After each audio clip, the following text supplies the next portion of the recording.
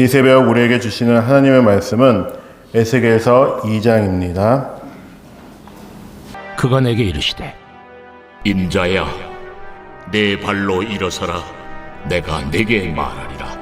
하시며 그가 내게 말씀하실 때에 그 영이 내게 임하사 나를 일으켜 내 발로 세우시기로 내가 그 말씀하시는 자의 소리를 들으니 내게 이르시되 인자야, 내가 너를 이스라엘 자손 곧 패역한 백성, 나를 배반하는 자에게 보내노라. 그들과 그 조상들이 내게 범죄하여 오늘까지 이르렀나니 이 자손은 얼굴이 뻔뻔하고 마음이 굳은 자니라. 내가 너를 그들에게 보내노니 너는 그들에게 이르기를 주 여호와의 말씀이 이러하시다 하라. 그들은 패역한 족속이라. 그들이 듣든지 아니 듣든지 그들 가운데 선지자가 있음을 알지니라. 인자야, 너는 비록 가시와 찔레와 함께 있으며 전갈 가운데 거주할지라도 그들을 두려워하지 말고 그들의 말을 두려워하지 말지어다. 그들은 패역한 족속이라도 그 말을 두려워하지 말며 그 얼굴을 무서워하지 말지어다. 그들은 심히 패역한 자라. 그들이 듣든지 아니 듣든지 너는 내 말로 고할지어다. 너 인자야, 내가 내게 이르는 말을 듣고 그 패역한 족속같이 패역하지 말고 내 입을 벌리고 내가 내게 주는 것을 먹어라. 하시기로 내가 보니 보라, 한 손이 나를 향하여 펴지고 보라, 그 안에 두루마리 책이 있더라. 그가 그것을 내 앞에 펴시니 그 안팎에 글이 있는데 그 위에 애가와 애곡과 재앙의 말이 기록되었더라. 지난 시간 하나님의 음성을 들을 수 있는 준비가 되었습니다. 그러면서 오늘 소명을 받습니다. 본장에서 특이하게 에스겔을 인자라는 호칭을 사용하고 있습니다. 이 용어는 구약 성경 다른 예언자들에게도 한 번도 사용하지 않았고 오직 다니엘과 에스겔에게만 오늘 사용된 호칭입니다.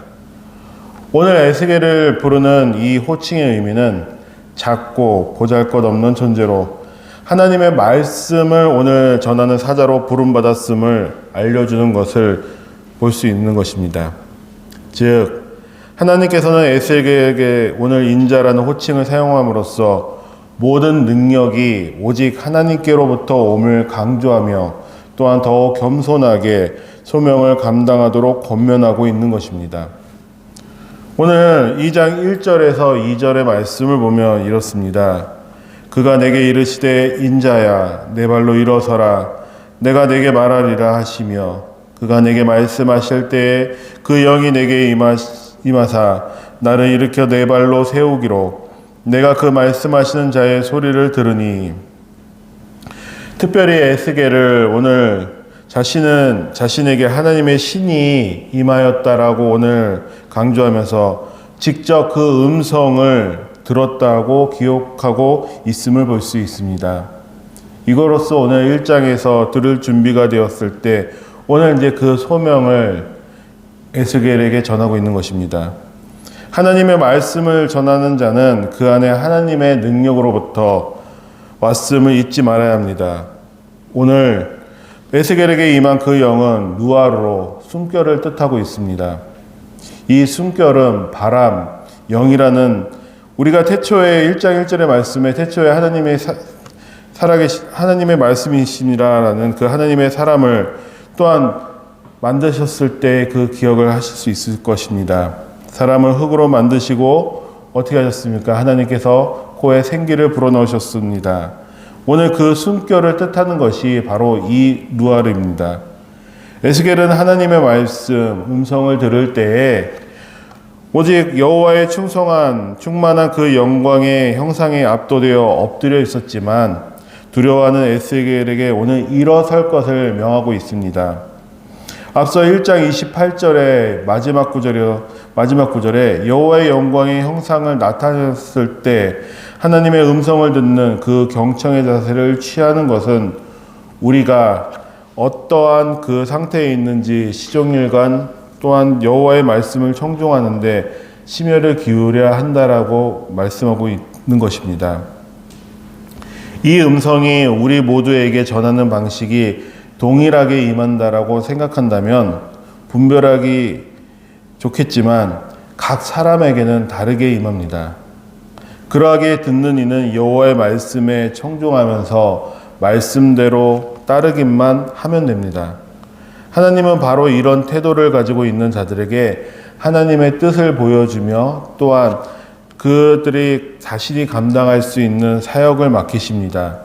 그래서 사무엘상 15장 22절에 보면 실로 여호와의 말씀을 귀담아 들으며 그 말씀에 순종하는 것이 값비싼 소나 양으로 제사를 드리는 것보다 나은 자세라고 말씀하고 있습니다.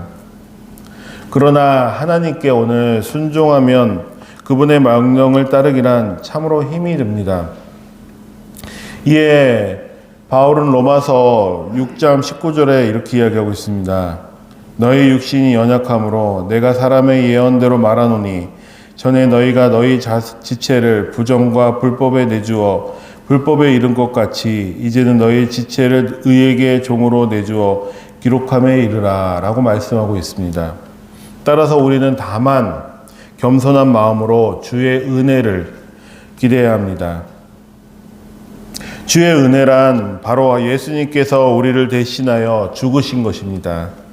우리를 구원하신 그 사실, 또한 그것이 바로 우리에게 약속하셨던 은혜이기에 우리는 그 은혜로 살아가는 것입니다. 오늘 하나님께서는 그 은혜를 자신을 배반한 오늘 그 자들인 패역한 이스라엘 자손에게 에스겔을 보내시는 것을 볼 수 있습니다. 여기서 패역한 백성이란 오늘 반역한 백성을 뜻하는 것입니다. 그 백성을 뜻하는 고이라는 이 선택받은 이스라엘 백성들이 이방인처럼 행하여졌다는 것을 보시고 오늘 이스라엘 백성들을 향하여 이방인을 뜻하는 이 고이를 사용하심으로써 그들이 이방인들과 같이 너무나도 패역하였다는 것입니다. 온전히 하나님의 말씀을 듣고 하나님의 말씀을 경청하며 하나님의 뜻으로 살아가야 되는 그 이스라엘 백성들이 하나님을 모르고 살아가는 그 이방인들처럼 똑같이 행하였다는 그 의미를 가지고 있다는 것입니다. 게다가 그들은 조상 때부터 대대로 하나님의 그 여호와를 오늘날까지 거역하였음을 말씀하고 있습니다. 지금 그들에게 임하는 형벌은 단지 조상들의 그 죄값이 아닌 현재 그들이 죄악으로 오늘 인한 그 형벌임을 말씀하고 있는 것입니다. 그런 그들에게 오늘 하나님은 내가라고 오늘 하나님이 그 주체가 되어서 에스겔에게 오늘 소명을 직접 주셔서 보내시고 계십니다. 이는 에스겔이 바로 오늘 선지자로 자청한 것이 아니라 그가 내가 오늘 선지자입니다라고 오늘 호소하는 것이 아니라 하나님 여호와의 하나님께서 주권적인 그 선택을 통해 오늘 파송된 것을 이야기하고 있습니다. 오늘 그는 어떠한 어려움 상황에서도 위축되지 않고 그는 담대히 나아가고 있습니다. 이를 5절에 그들은 패역한 족속이라 그들이 듣든지 아니 듣든지 그들 가운데 선지자가 있음을 알지어다라고 본절은 이야기하고 있습니다. 패역한 그들이 하나님의 말씀을 듣고 회개할지 어쩔지 에스겔로서는 알 수 없습니다. 단지 그는 소명을 받아 오늘 담대히 전할 것을 이야기하고 있는 것입니다. 우리가 복음을 전하는 목적은 전도를 자랑하기 위해서이 아닙니다. 복음을 듣지 못한 자들에게 전하기 위함입니다. 그 가운데 실패할지라도 오늘 낙심치 말고 끝까지 복음을 전파하는 것이 오늘 이 소명을 받은 자들의 역할인 것입니다. 이는 하나님이 우리와 함께 하심이기 때문에 우리는 이 복음을 담대히 전할 수 있는 것입니다. 이에 우리 안에 계시는 성령 하나님을 통해 복음의 그 뜨거운 열정 가운데 이것을 전하지 아니하고서는 견딜 수 없는 그 구령의 열정이 샘솟아야 하겠습니다. 결코 쉬운 일은 아닙니다. 6절에 에스겔이 앞으로 겪을 어려움에 대해서 나타내고 있습니다. 6절에 이렇게 이야기하고 있습니다. 인자야, 너는 비록 가시와 찔레와 함께 있으며 정갈 가운데 거주할지라도 그들을 두려워하지 말고 그들의 말을 두려워하지 말지어다. 그들은 패역한 족속이라도 그 말을 두려워하지 말며 그 얼굴을 무서워하지 말지어다 라고 이야기하고 있습니다. 말씀을 전할 대상이 비록 악하며 전하는 자를 괴롭힐지라도 그들을 두려워하지도 또한 말며 그들의 말까지도 두려워하지 말라고 이야기하고 계신 것입니다. 그들의 행위가 전하는 자를 괴롭히고 무섭게 하더라도 하나님을 의지하고 담대히 이 시간 우리는 전해야 할 것입니다. 두려워 전하지 않는 것은 사명을 피하는 것입니다. 하나님께서는 7절에 계속해서 듣든지 아니 듣든지 너는 하나님의 말씀을 전하라고 이야기하고 계십니다. 혹여나 회피할까봐 8절에도 다시금 이렇게 이야기하고 있습니다. 너 인자야, 내가 내게 이르는 말을 듣고 그 패역한 족속같이 패역하지 말고 내 입을 벌리고 내가 내게 주는 것을 먹으라 하시기로 오늘 패역한 족속같이 또한 패역하지 말라라고 오늘 말씀하고 있습니다. 그러면서 내 입을 벌리고 내가 내게 주는 것을 먹으라고 말씀하십니다. 에스겔이 오늘 보는 것은 9절에 두루마리 책이라고 말씀합니다. 이 두루마리 책은 말씀인 것입니다. 앞서 받아 먹는 것은 바로 생명의 양식이 되는 것입니다.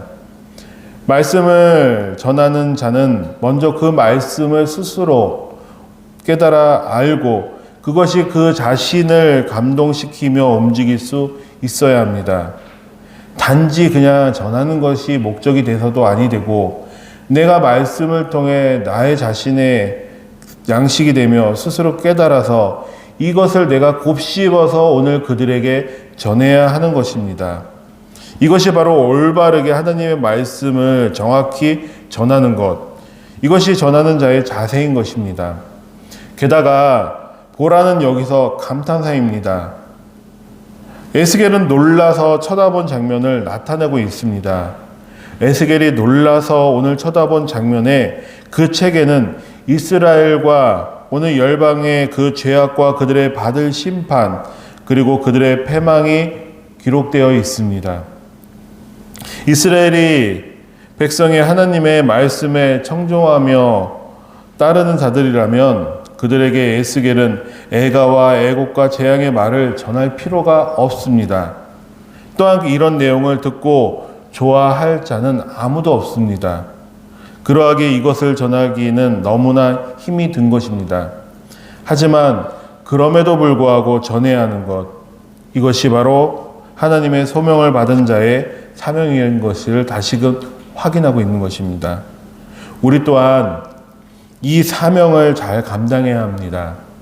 비록 패역한 자는 끝까지 패역하며 죄를 범하며 또한 이를 고집하며 끝내 범죄하다 파멸에 이를지라도 하나님께서는 이스라엘 가운데 에스겔을 보내시는 것처럼 그들 중에 선지자가 있으며 또한 에스겔을 통해 말씀이 지속적으로 선포되고 있음을 알리기 위해 하셨던 것처럼 그리고 비록 에스겔의 눈에는 파멸과 재앙이 끊이지 않고 계속된다 하도 그 말씀을 기초로 하나님께서는 오늘 이 시간 당신의 그 백성을 향한 바로 구원의 역사가 시작되고 끝까지 이루시는 것입니다.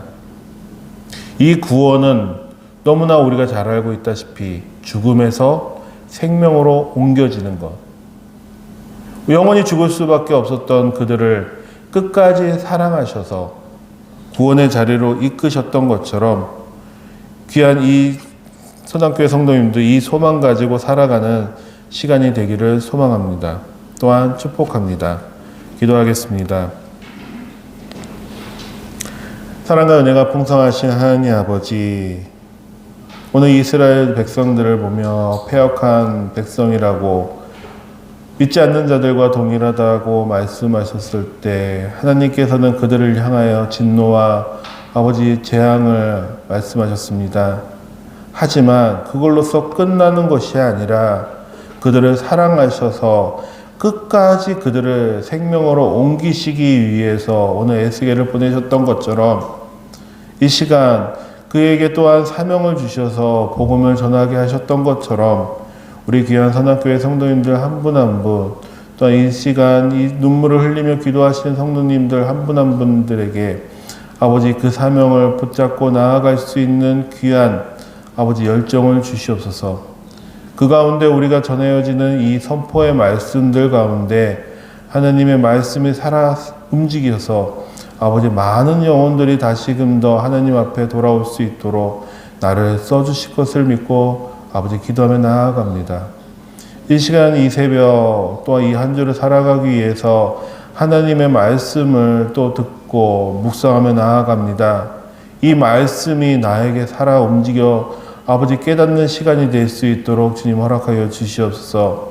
이 말씀을 통해서 내가 곱씹어서 전하여 드릴 때 아버지 이것이 나의 삶의 생명의 양식으로서 아버지 내가 움직여지고 내가 숨을 쉬는 아버지 시간이 될 수 있도록 주님 허락해 주실 것을 믿습니다. 이 시간 또한 가지고 나온 기도 제목들이 있습니다. 하나님 앞에 부르짖고 나아갈 때 하나님 이 시간 아버지 굽어 살펴 주시기를 간절히 기도하며 이 모든 말씀 예수 그리스도의 이름으로 기도합니다. 아멘.